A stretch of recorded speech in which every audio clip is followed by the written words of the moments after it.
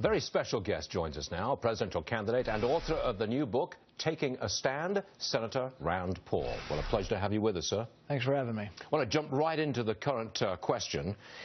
Would you be happy if there were no bulk collection of data? Absolutely. I stood for 10.5 hours on the Senate floor and said we should end it.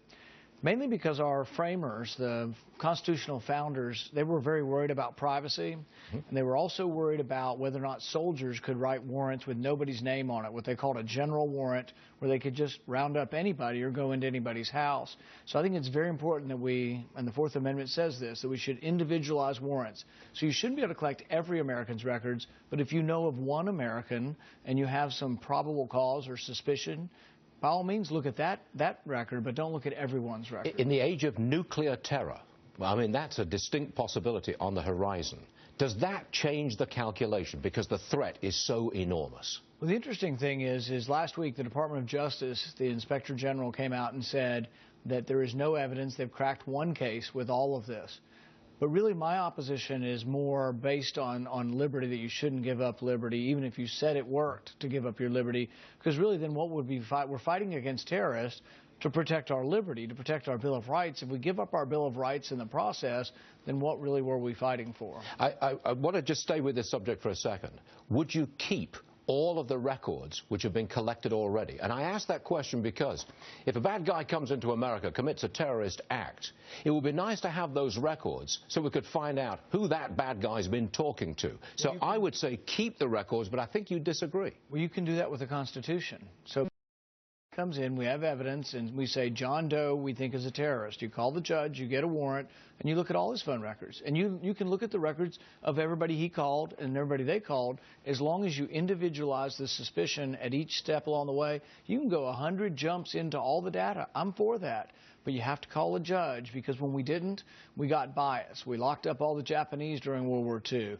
Civil rights protesters had their records looked at indiscriminately. War protesters during the Vietnam War. There's a danger of bias entering into it if you don't separate the police power from the judicial power. The judge, that would be Judge Andrew Napolitano, is biting his tongue here. He wants to get into this. You and I profoundly disagree about the threat in the nuclear age, don't we? Well, I don't know that we disagree about the threat. We disagree about the remedy. I agree with everything that Senator Paul has just said. No matter how serious the threat, you don't give up your liberty, because liberty once given up doesn't come back. And he's given a lot of historical examples.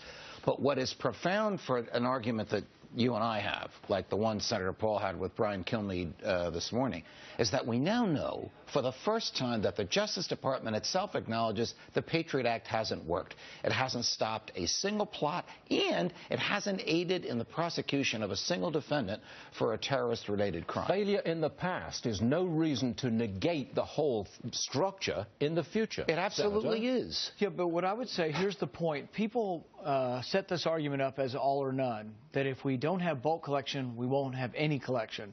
I am for collection of data on people who would attack us, so I'm not against that. If I'm the judge and you call me and you say, John Doe, we have evidence, and this is how it works. But we don't know until after the event, do we? We have no evidence of anyone that's ever been stopped where we didn't already have some suspicion.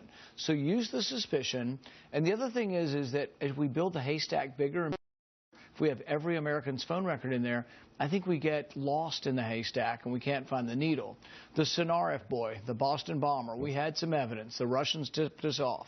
My guess is that most judges in America, myself included, would have said, you know what, let's follow that boy's travel records because of this suspicion, and let's make sure he doesn't go back to Chechnya, which he did, but we didn't know that. So here we had suspicion. We had enough for a judge to get a warrant. We didn't do what we should have done because we were too busy spending billions of dollars collecting the information from innocent Americans. Okay, I want to move on to Reaganomics. I was just getting going. I know you were. So was the judge. That's what I'm worried about. But we're tag teaming you. Yeah, I know I know what I'm being tag teamed. Reaganomics. Are you a flat-out cut tax rates on individuals and corporations? Flat out. Absolutely. It's the way you cause growth. The way you have growth is you leave more money in the hands of the productive sector. The productive sector is the American people. Government is a necessary evil, and therefore should be kept as small as possible, and the private sector as big as possible. So what would you bring down the top rate to? I think Ronald Reagan was 28%, as I recall, back in the very early 1980s. And that was pretty good, but I'd go lower. In fact, we're going to be producing and releasing a tax plan in the next couple weeks. It'll be in the teens, and it will be the most dramatic shift in the taxation policy of our country, the biggest simplification, the biggest tax cut in our history, and we're going to introduce it the next couple weeks. Where would you cut spending? Everywhere. Across the board, like 2%? You can per do year? it, and people have complained about the sequester idea, but it's actually not a bad idea. If you do 1% across the board of everything, the budget balances within 5 years.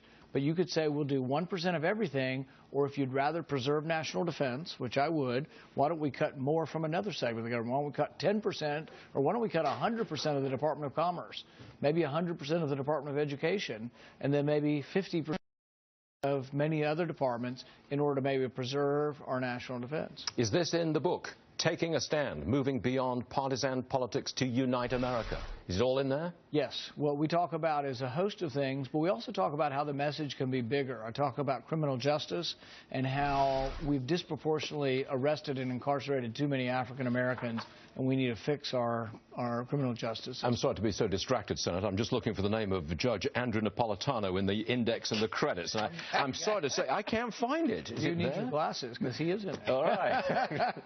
You're an ophthalmologist, were you? I thought so. That's right. Senator, always a pleasure, and thank you very much for being with us. Thank you.